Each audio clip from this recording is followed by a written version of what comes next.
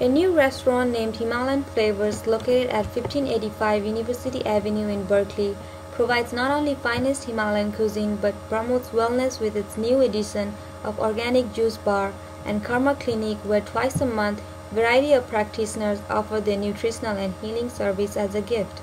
Moreover, the restaurant offers free banquet hall for private parties and events. One of the recent events was book reading by Jeff Greenwald of his book Snake Lake. Here are some of the highlights of the events. I want to thank the restaurant, of course. I've never been here and I think I'm going to be a regular. It's a wonderful place. I'm really grateful. And I want to especially thank Amod. I mean, it's so scary when you finish writing a book and you have no idea if it's any good or not. That's scary enough when the book's about your own country. But you write a book that's set in a place like Nepal.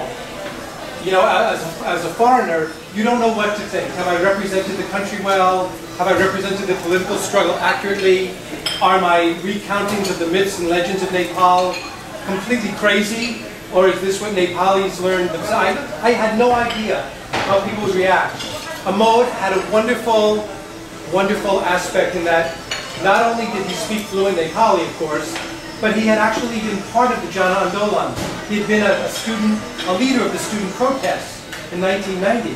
And he was able to read the book and not only correct all my clumsy Nepali, which he did in many, many cases, but he was able to give me some corrections and ideas about whether or not the writing I'd done about the revolution itself was accurate.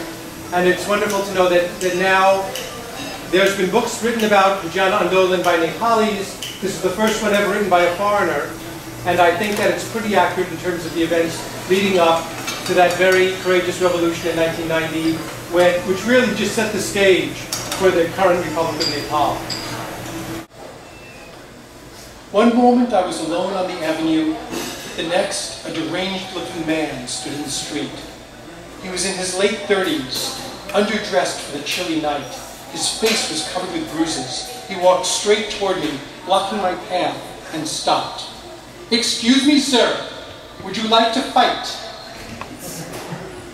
"What?" "I wish to fight you."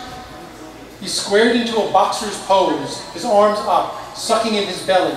"Please, let us fight." Back home, the encounter would have made me run for my life. Here, oddly, it didn't feel threatening. I regarded the man gamely, wondering what twist of karma had thrown us together on this particular night. "I can't fight you now," I said.